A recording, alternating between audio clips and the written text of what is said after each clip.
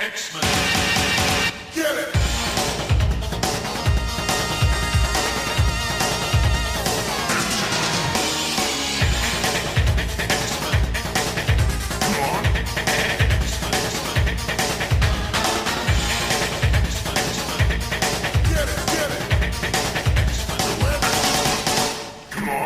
Hey everyone, and welcome to another exciting episode of Battle of the Atom.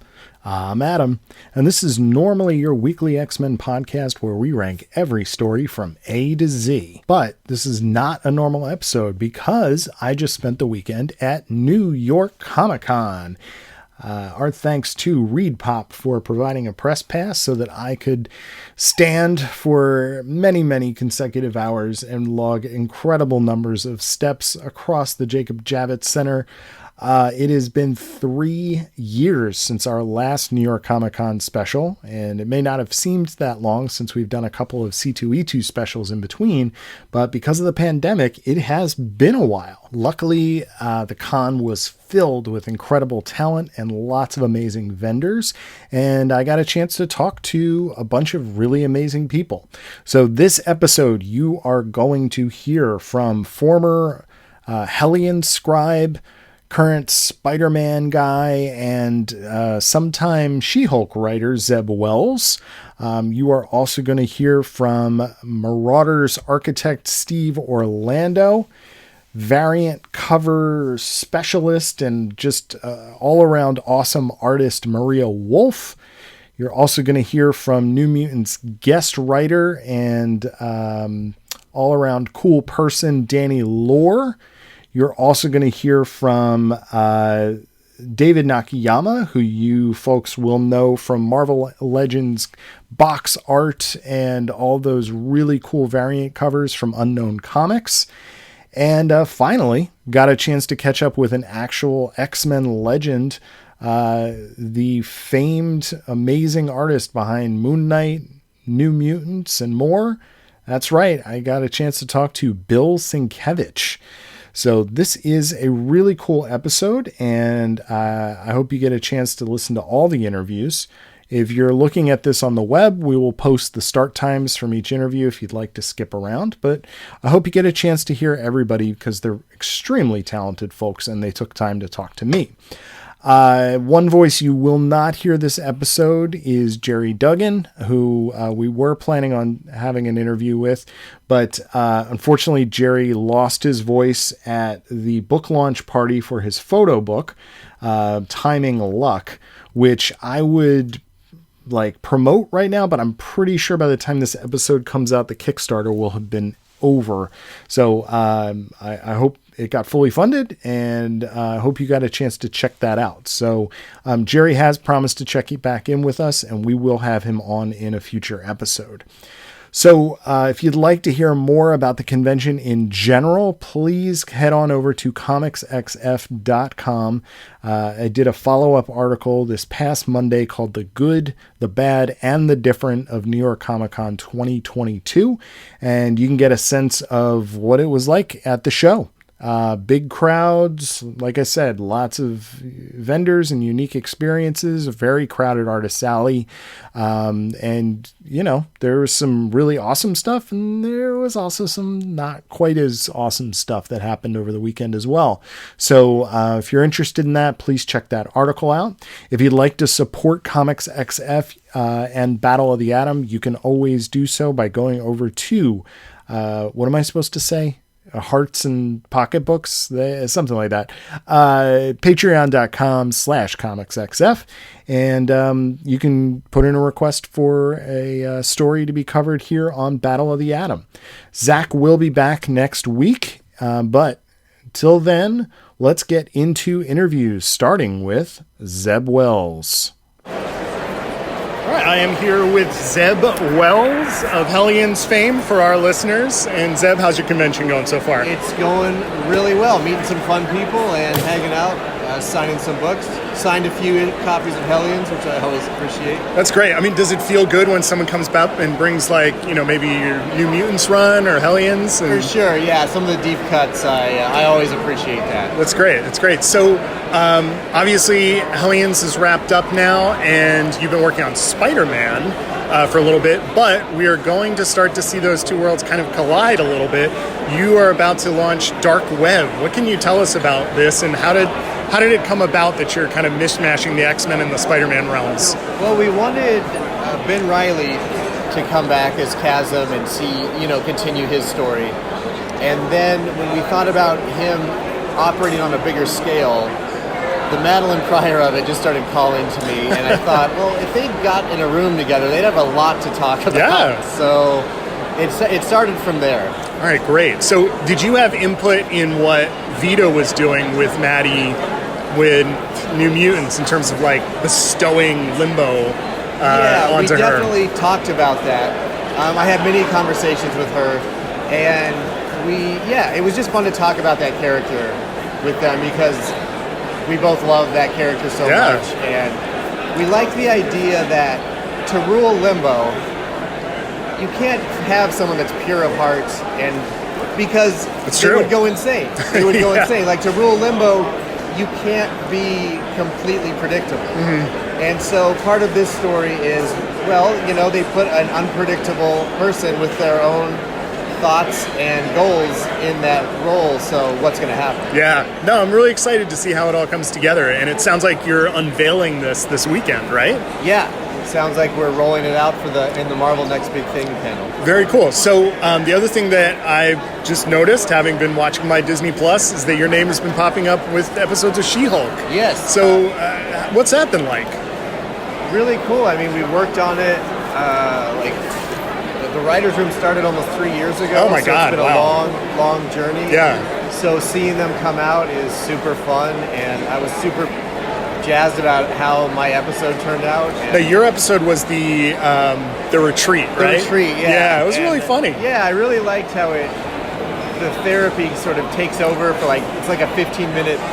The director referred to it as like a play in the middle of the episode, and I just adore all the actors that were in it, and thought that everyone did a great job bringing it to life. So. Yeah, I thought it was great, and I loved the random cameos you had there of Porcupine and some of the other characters that were in that. It was really solid. So glad you got a chance to work on that. Zeb, thank you for taking a couple minutes. I know you're a busy man, and I hope you have a great weekend. Yeah, thanks for swinging by. Not a problem. All right, I am here with Steve Orlando, writer of Marauders, and Steve, I feel like with this new issue, we're up to what, number 7 I think just came out? We are up to 7, yes. I feel like we're starting to really see some of the payoff of the Kin Crimson stuff that has been going on since issue number 1. I'm going to drop the spoiler. You did end the issue with references to Sublime and Archaea. Yeah. And how long has this been in the toolbox? I'm assuming before you even started. Oh yeah, no, this is all, I mean, the first 12 issues of Marauders have all been planned since, with, as much as anything can plan, with a little bit of like liquidity for things, say, like Judgment Day. Yeah. But other than that, everything starting with the Kin Crimson and going through to where we'll end with Threshold, it's all been part of the plan. Even if the parts seem pretty separate at first, you'll see them coalesce going forward. I think it's always fun when you pull out of continuity. So we now have Cerebra come back from X-Men 2099. Is that a random pick from the team, or how purposeful is that for the story you're telling? Well, I mean, if you look at the data page in that issue, like it's purposeful in story because she has powers that offer a lot of utility for a team that is away from Krakoa a lot of the time. And, in a meta sense, as a creator, which is a jackass thing to say, but regardless, I couldn't ignore that she is one of, if not the first Indian mutant character. Yeah. So I wanted to spotlight that. She's a historic character. And it seems all but a rite of passage for you to live in a dark future and then come and live in the present, right? That's why she has, she gets invited to the drink up with Scanny and Bishop and Cable. So yeah, it feels almost like a tradition, and I wanted to, in a weird, I loved 2099. That's not a secret. So I didn't want to canonize it in the same way that Bishop's Future and Cables have. and we're happy to have her. Yeah, the line about betting on when apples will go extinct really got a chuckle out of me. Thought that was fun. So how fun is it to play around with Cassandra Nova? Because it really feels, especially with the Sublime thing now coming in, that you are paying homage to the Morrison stuff big time. Well, I mean, it's again, like, I'm not like breaking news that I'm a big fan of Grant's work, but Cassandra is, she's one of my favorite characters in the book, if not my favorite character, and she's super fun to write. And look, the people's response to my work with her has been really, really, like, it's made me feel good, because even like no book is beloved by everybody, but even folks who are maybe struggling with Marauders have enjoyed my Cassandra, so it's very pleasing to me. And she's like, having Cassandra in a book is like having Frank Thierry on a panel. It's like it's instant dynamite, right? She'll blow up any situation, and she just adds entertainment value. Yeah. And she doesn't care what she says and who she says it to, which is always nice. It's a natural butting of egos and heads with Pride. And, Pride hasn't forgotten that she killed her dad either. So, as she said in issue 1. So we'll see. It'll all come around. Yeah. Do you feel a responsibility to follow up on things that Jerry was doing with Volume 1? Or do you feel like yours is all its own thing and we're just moving forward? Well, the nice thing is that, like, the stuff that Jerry was building, he gave us free reign to pick up what we were interested in. Yeah. Things like Tempo. Obviously, we took Tempo and ran with her. I think she's amazing. And as people saw in this issue, she's finally getting a little love interest. Yeah. And then the other stuff, like Jerry wanted to be to uplift, but not sort of create baggage. Mm-hmm. So, but that being said, if there's things from Jerry's run, trust me, those things are going to get followed up. This isn't the only book Kate appears in, is what I would say. So even those things for folks, like, that is also still all in the works and will also hit. But we're not the only Kate book. So that there was also sort of a diaspora of some of these beats once we looked on to the second, the sort of soft relaunch that we did with Kieran and I coming along in Destiny Events. All right, very cool. One of the things that I thought about just rereading the first couple issues all together is that the kind of world building that you're doing, backwards world building, if you will, is very similar to what Teeny did with building out Otherworld in Excalibur. Is it your intention to kind of have this history, be a precursor to some of the Archaea stuff? Is it all going to line up at a certain point, or is it something that exists for this story and this story alone? Well, I mean, the nice thing about Archaea and Sublime is that they think, to their understanding, to what they remember, they are the first, occupants of the planet. Right. And, so there's obviously, like, if they don't remember this, I think it's not a spoiler that something is going to happen. Yeah. But at the same time, in our own fossil record, there's a massive extinction level event 2 billion years ago, which was fortuitous. Like, again, nothing is by chance. That's why we set Threshold right before that. So we know in the real world that something huge and catastrophic is going to happen.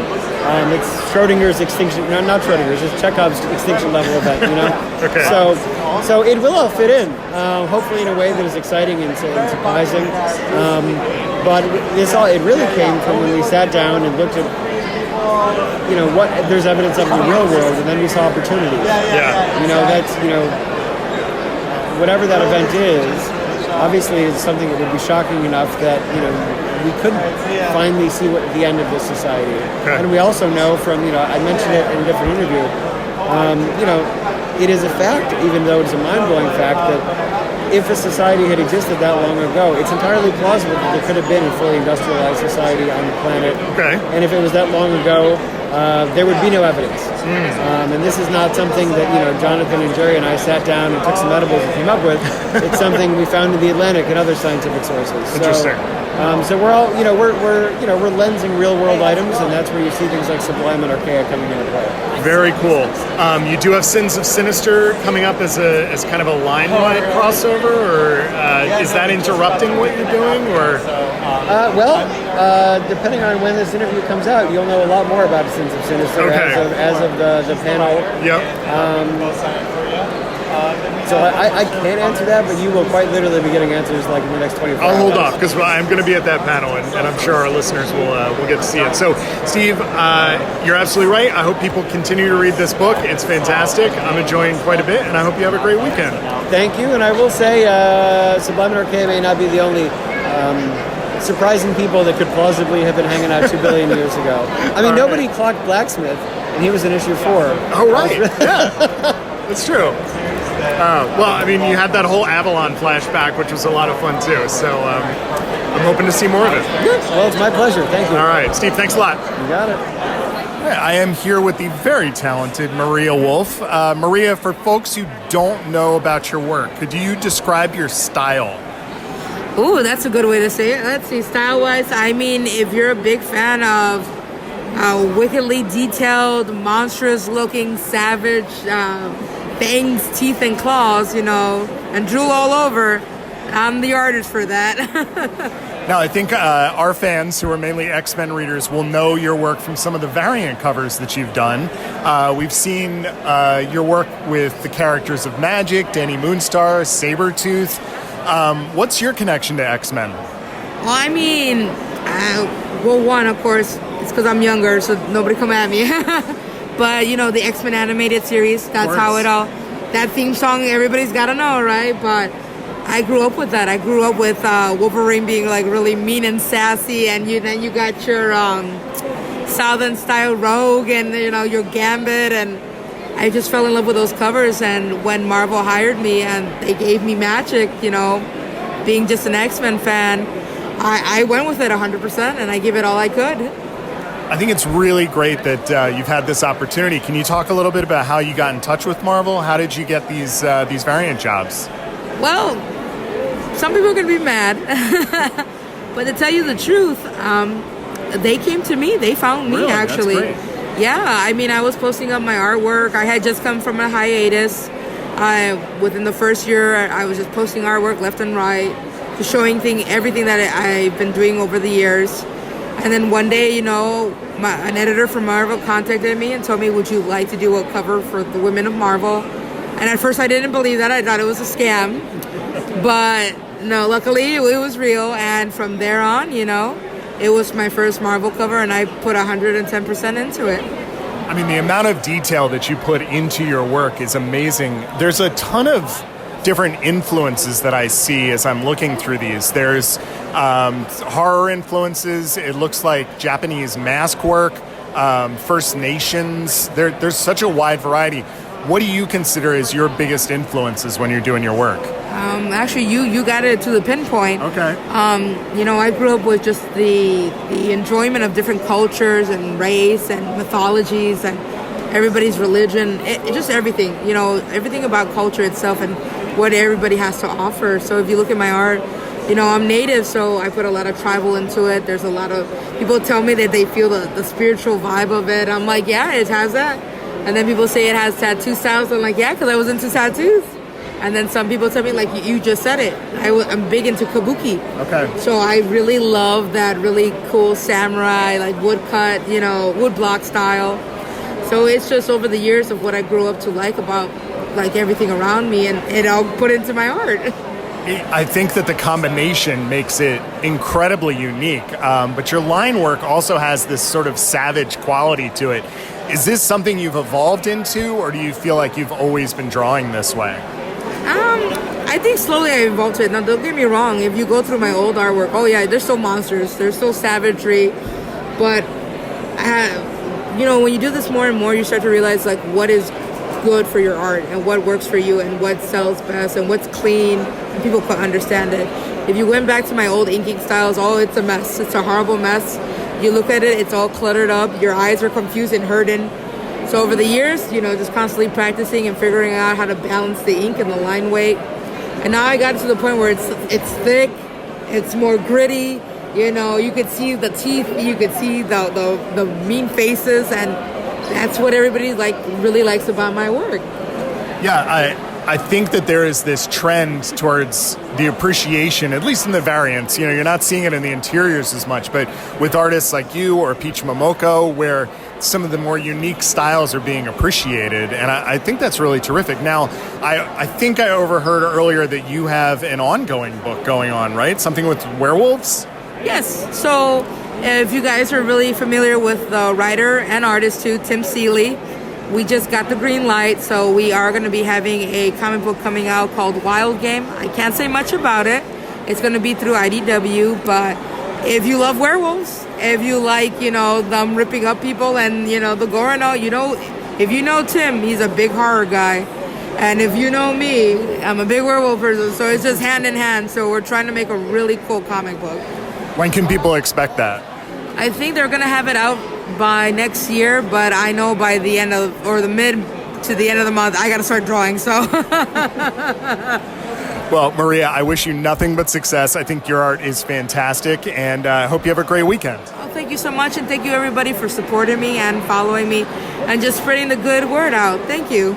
No problem. It's my pleasure. All right, folks, I am here with the amazing and talented Danny Lohr. Danny, how's your con going so far? It is not quite as hectic as I remember previous years, but still more hectic than I think I've experienced in a while. Both good and bad ways. I just caught the tail end of you moderating a panel. What was that all about? So we were talking in honor of Harley Quinn and Poison Ivy, discussing our very queer love of femme fatales, why we love them, what we love about them, what we do to make sure they're kind of, fully fleshed out characters, that kind of thing. That's great. So I wanted to catch up with you because since the last time I've seen you, you actually got a chance to, for our X-Men listeners especially, do a really cool issue of New Mutants, starring Daken and Warpath. And I wanted to ask how that came about. I still don't know to this day. I've worked with Sarah on short stuff, and obviously I adore Vita, and I think when they wanted to have one or two people fill in for some fun one-shots, they asked me, and I decided to shoot for the moon, pretty sure that they were going to say no to me having Daken in it, but I was like, who knows? I try to pitch assuming that I will never get a chance to pitch something similar ever again. Always trying to lead with my favorites and the weirdest stuff, like the stuff that I'm like, that would be bucket list stuff, and I've loved Daken since the beginning. I'm a huge fan of just Warpath and his brother both, and Gabby. Gabby's my favorite from Vita's run. I just melt every time, and just kind of, I'm good at one thing, and it's beefy boys having to deal reluctantly with their feelings. So that's what I pitched.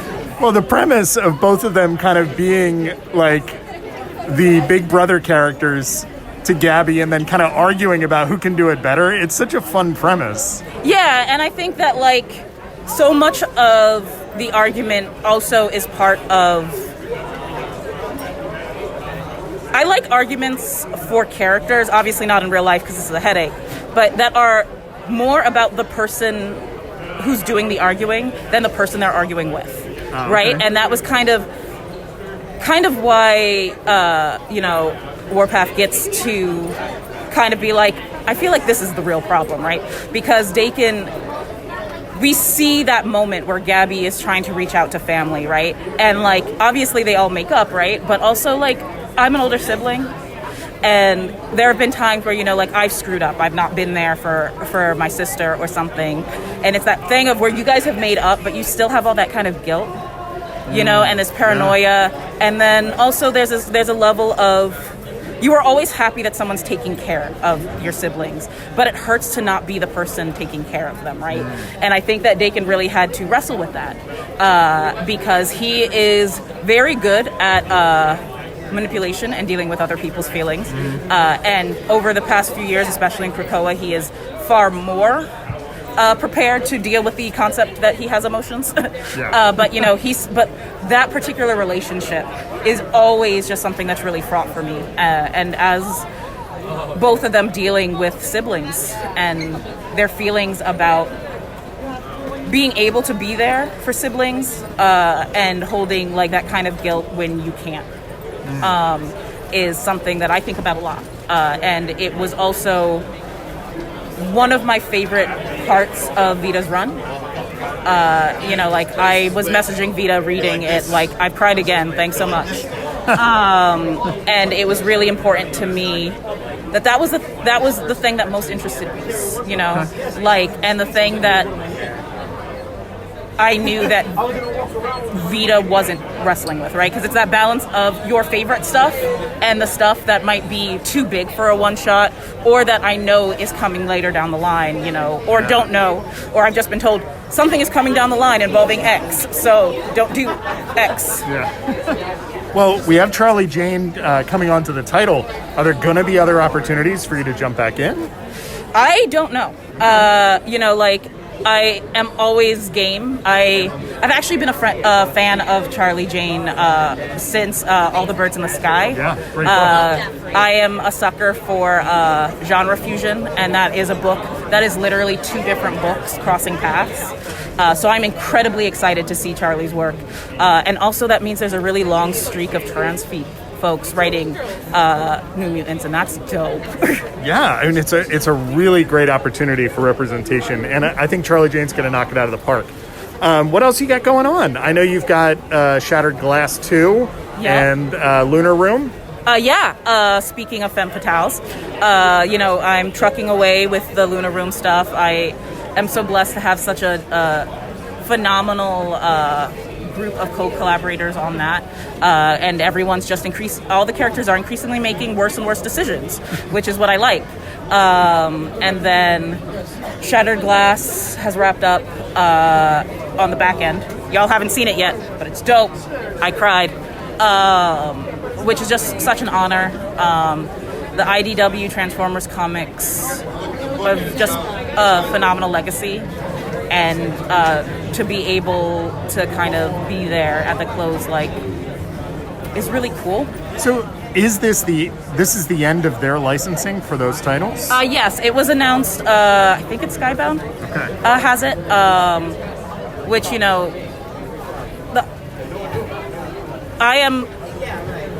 there are always people who love licenses, and always very talented people, and I'm, intrigued and excited to see what happens next. I love my editorial team at IDW, and they love those bots, deeply. And so working with them was just an amazing experience of a lot of folks who love these characters getting to work together. I was really fortunate that a good chunk of the team members on both Shattered Glasses were, art, colors, and letters for the first IDW Transformers comic I ever read, Last Stand of the Wreckers. If you've never read an IDW Transformers comic and you only read one, should be it. That's the one. Realizing that I got to do 2 series with the people who brought me into this without them ever knowing it, it's just cool. Yeah. And then mainly I've got long pipeline stuff that isn't really not announced yet. Okay. Teased probably. There's some stuff people can probably assume, but I've said nothing. Memory Librarian is still out there if people haven't picked that up, with several of my fellow Marvel writers in there. We've got E. Buing wrote one of the stories, nice. And then we also have Cherie Renee Thomas, who has an upcoming Black Panther novel also in there. So it's a good crew of folk. Very cool. Well, Danny, congratulations on an amazing year. I'm glad we got a chance to catch up, and I hope you have a great con. You too. I can't wait to see who you get to bother and taunt in all of your interviews, and always a delight to see you guys. Thanks, Danny. All right, it is New York Comic Con 2022, and I am here with the extraordinarily talented David Nakayama at the Unknown Comics booth. Dave, how's your convention going so far? Oh, amazing. It's super busy already, as you can see. We're doing something different this year. I'm embedded upstairs on the main floor with the retail booth rather than in Artist Alley. Yeah, I wanted to ask you about that. So, especially over the last year or two, you have become a featured artist for Unknown Comics, and Can you walk us through how that happened? Because they have this roster of very talented people doing these, and you're coming out with a new set of them every once in a while. They look great. Thanks, dude. It's I think we're coming up on like 60, 70 Wow, that many covers, okay, like to date. Yeah, which astounds me.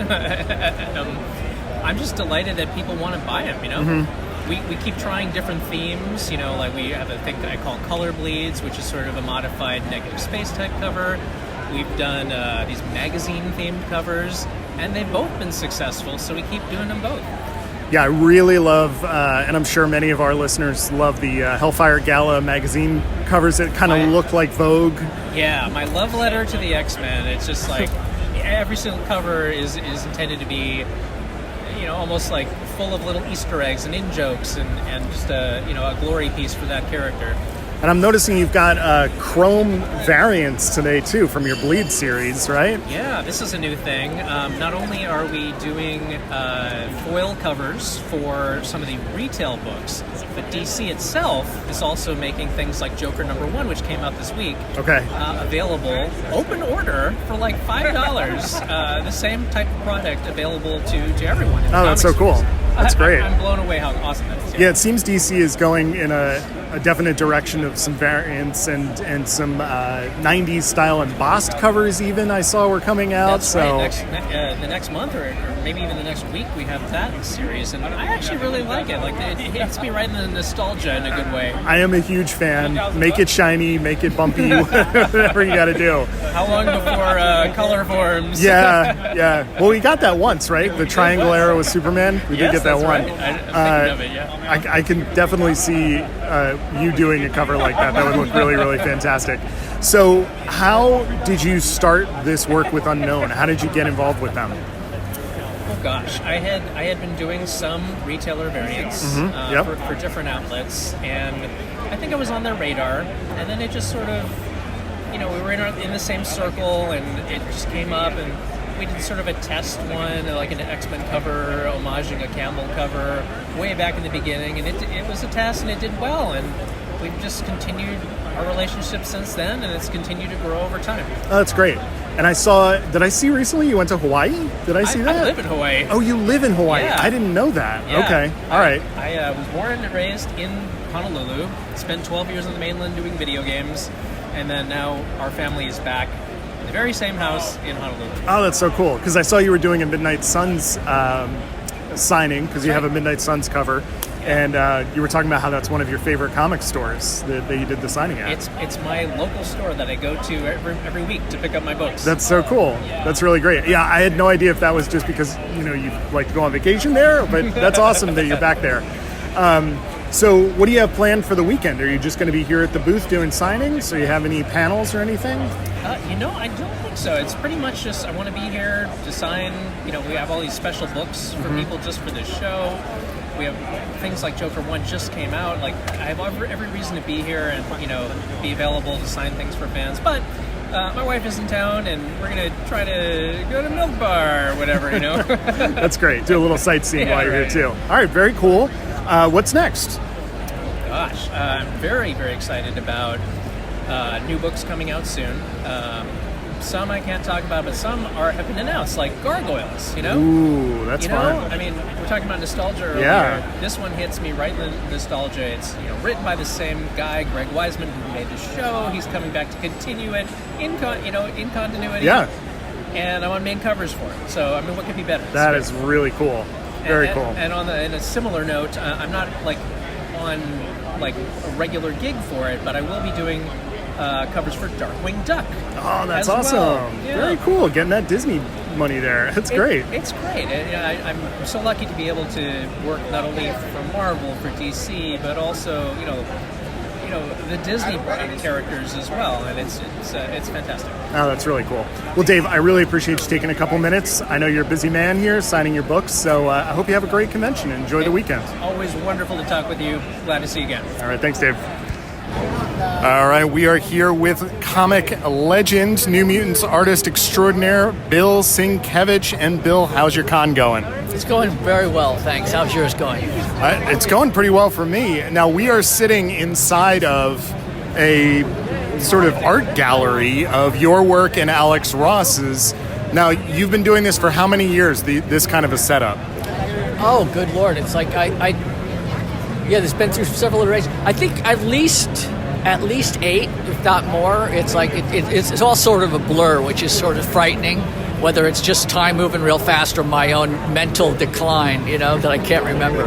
But yeah, we're actually we consolidate. Like, I think for a couple of years I had my own booth associated with Alex Ross Art, with Sal and Chris. But this is nice. Yeah, it's kind of like a little oasis, Well, it's a big shift from, I know I've seen you in many years past down in Artist Alley.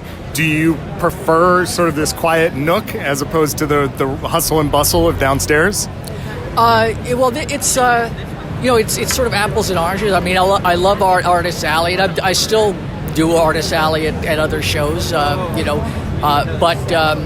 to be amongst colleagues and everything else. But up here, because we're also doing more of trying to do an illustration, fine art, and being around the paintings, having a little bit more space to exhibit and whatnot. I like it because it's nice to be up on the main floor and talk to people and have kind of a different level of traffic. The one thing I will say about Artist Alley is it's both good and bad, is that it can get super congested. Yeah. Which can amount to especially with COVID, it can amount to a major petri dish, or as Marjorie Taylor agrees, a peach tree dish. So I couldn't resist. But the other part is that it is that crowded and everybody is just so enthusiastic. So it is fine. I love it up here, but at the same time, I do want to get downstairs and say hi to everybody. Yeah, different kind of energy, So being surrounded by this, has it changed the way you think of yourself as an artist, in terms of being a painter or a comics artist or even maybe a fine artist? Like, how do you define yourself at this stage of the career? I still feel like there's no arrival point. I mean, in terms of I still think of myself just as an artist. It's like I love comic books. I love being able to paint and illustrate. So for me, it's all part of the mechanism or the calling that I feel like I was sort of imbued with at a very young age. So to me, it's like any opportunity to push the medium or to push the boundaries of perception of what people think of as comics or illustration or fine art.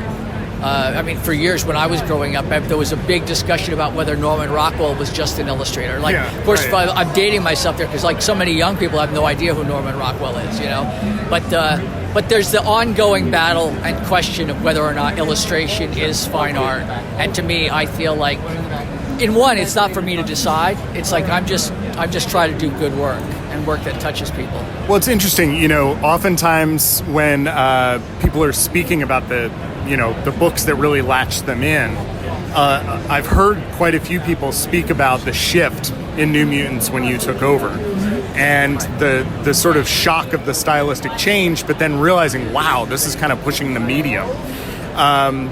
Do you feel sort of a responsibility in your artwork to continue to push the envelope in terms of the materials you're using or the techniques you're doing, or do you feel pretty satisfied in the way that you work and the processes you use? No, I'm never satisfied. That's the problem, Like, for example, when I was growing up, comics were sort of vilified and reduced to they're just for kids, or from other countries the idea of it's just superhero stuff. And I fell in love with all art, cinema and as well as literature, as well as illustration, fine art, and fashion. So I wanted to bring all of that, because since I love comics so much, I wanted to bring as much of that love and other mediums into comics. It was sort of like I could go out and maybe I could try, and I did this. I did go out and I did some illustration work, I did maybe try to do stuff for galleries. But because I love comics, I thought, well, let me try, in my own sort of crazy way, to shoehorn all of the things I love, because somebody's going to do it. And I thought, well, why not? Why, maybe it can be me. I was presumptuous enough to think that. So I love the idea of changing people's perception of that. But I also feel that I want to continue to do that. At the same time, as I've gotten older, I also realized that when I was younger, I threw everything in the kitchen sink at any particular, it was that youthful exuberance, And now I feel like I want to do that, but I want it to be done in a way that really emphasizes or suits the project I'm working on. So if I'm going to push a boundary or push, perceptions of things, I want it to be done in service of, not just simply as, like doing an opera and then having fireworks or something at the end of it. It's like, do the fireworks fit? Yeah. So to me, it's more about knowing when to use a special effect kind of a thing, as opposed to just doing it because you can. Well, and in that same vein, do you feel like there's anything that you still have as sort of a long-term goal, like things that you've always wanted to do? Or do you feel like you've hit all your milestones and you're just feeling good? Well, I do want. Milestones. I think what I'd love to do is I've got a series I'm doing, which we finally just got all the paperwork done and everything else to work with Kelly Sue on Parisian White. So that's finally going to get going. And I've had the project for a number of years where I've sort of been working in fits and starts on it because I wasn't quite sure how it's going to, what it wants to be. Because I always do feel that the work lets me know. Yeah. Because as much as I try to push my agenda, my own artistic agenda on a piece of work, it always defies my own expectations, in terms of what I expect it to be. It's never what I think it's going to be.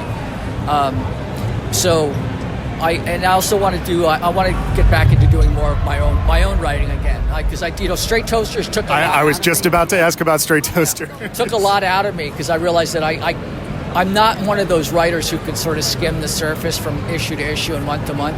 It's like I go deep, and it's like when I was working on that, I ended up like it probably led to the breakup of my relationship with my girlfriend at the time, because I ended up living at my studio. It was like 24/7. I wasn't going outside for days at a time. I was just living, breathing, inhaling, eating, you name it, Straight Toasters. Because it just consumed me, and I realized that okay, it was the most exhilarating, but also the most frightening experience, because I was so far out and untethered, But that I think that I almost got a little gun shy about revisiting that feeling, and now I'm looking for it again. I think now that I've gotten older, I think I can be a little more disciplined in terms of how I respond to the stimulus, I think that's great, and I really do hope that there's big stuff coming from you in the future, because I love it when you do sequentials. I realize I haven't done that in a while, but at the same time, it's like there's a lot of things I have run through my mental card catalog. It's like in terms of visuals that I want to do for this series. So in a weird way, it's like even though I've not been working on it full stop, it's always in the back of my mind or in the forefront. So there's like a hard drive that a lot of ideas are being downloaded to, and I'll occasionally write notes in my sketchbook or whatever about things that okay, this is going to be a running theme. This is something I want to put into it, So last question, because I know you've got a line here. You are closely associated with a handful of very iconic characters, probably Moon Knight, the New Mutants, but Magic especially from the New Mutants. Are there certain characters or properties that you like to keep your feelers out and see what's going on with the characters now? I know that Rod Reese just did a big redesign of Magic for New Mutants. I mean, is it still something you like to dip your toe in, or do you like to stay away from it to kind of preserve your memories? I never felt, it's interesting because with Moon Knight, I never really felt any, proprietary kind of like ownership of it, because I sort of felt like I was really cutting my teeth on that, and I feel like the later issues, were much more of what I wanted to do or what I thought the series could be and the character could be. But then when when I left it, and because it was so formative, I didn't feel that I had sort of nailed it down the way that I had maybe with the New Mutants or with Elektra. but I was also aware that they're bringing other artists, so it was a continuity. I was just sort of one of any number of people who were going to be working on it. I think with the New Mutants, I know that when I came in and I took over for Bob McLeod, I had a whole different idea of what I wanted to do with that, and then when other artists have taken it over now, they've sort of built on what I've done. So and I look at it now, I think. I look at some of the designs, and I love what like Reese is doing, and it's like, so I kind of feel like I'd like to play on and build on that. So it's a continual sort of. It's not like I feel like this is my version. I mean, the only thing I could really say that would probably be that version would be Warlock, but that's simply because I can't help it.